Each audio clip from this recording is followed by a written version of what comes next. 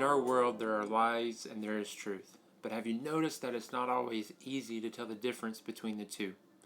Thanks to the internet, we have so much information at our fingertips, but not all of that information is truthful. Here are a few actual headlines on the internet. See if you can guess which ones are fake and which ones are real. So here's the first. Maize with cheese in center enters human trials following decades of testing on mice. That's fake. What about this one? Family making funeral plans for relatives shocked when he shows up at barbecue. That's real. Talk about awkward. Another one, Sony reveals PlayStation 5 will feature fully functioning breakfast sandwich maker. That one's fake, unfortunately. Last one, Gillette recalls razors because they're too sharp. That's real. What's real and what's fake?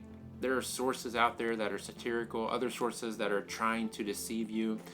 Something to think about. With the misinformation that is out there, what impact do you think this has had on our relationship with truth?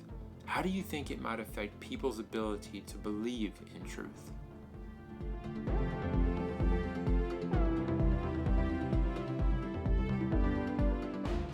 Many people believe that truth doesn't really matter. Some people say truth doesn't even exist. They say there's no way to know if anything is always true for everyone.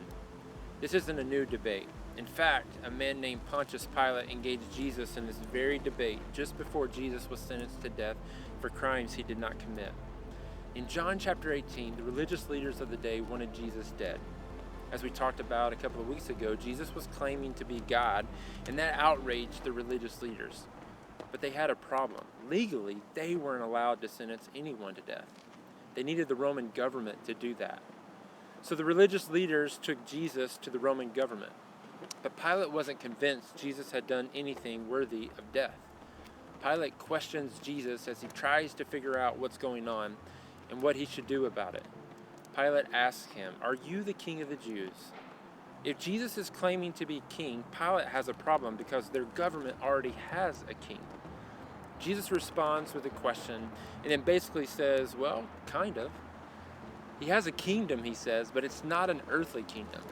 Pilate is confused. He just wants to know if Jesus' goal is to overthrow the king. But Jesus says his goal is something very different, to testify to the truth. Then Pilate asks, what is truth?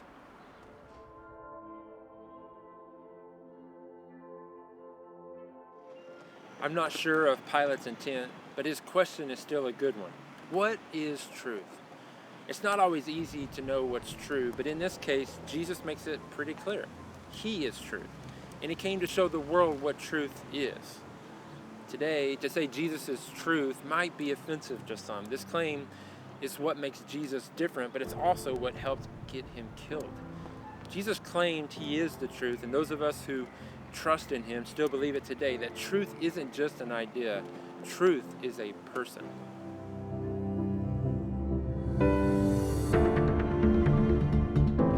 This isn't the first time Jesus made this claim. Just a few chapters earlier, Jesus said something similar to his disciples. Jesus' friends were upset because Jesus was starting to anger people wherever they went, and his bold and controversial teachings were putting their lives at risk. To comfort them and let them know that he had a plan no matter what happened next, Jesus said he would be going to his Father's house to prepare a place for them, a place where God is and where they're invited to be too. Jesus' friends seem a little stumped since they don't know exactly where Jesus is going. How can they possibly know how to get there? What's the address? Can they have directions to this place?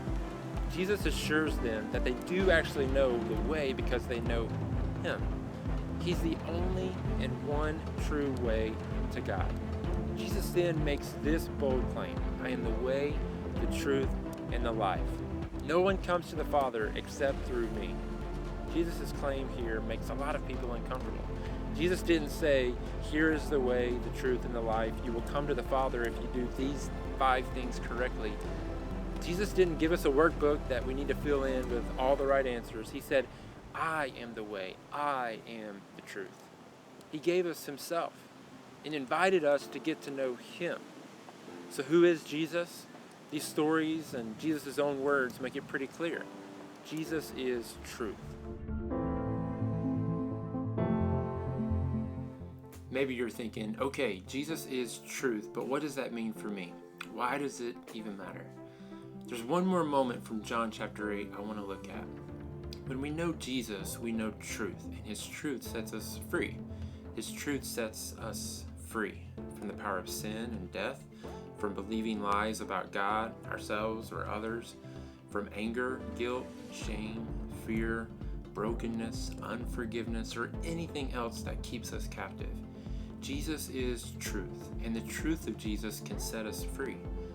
What do you need to be set free from? Will you let the truth of Jesus set you free? We'll talk more about this tonight at 7 on Zoom. I hope you can join us.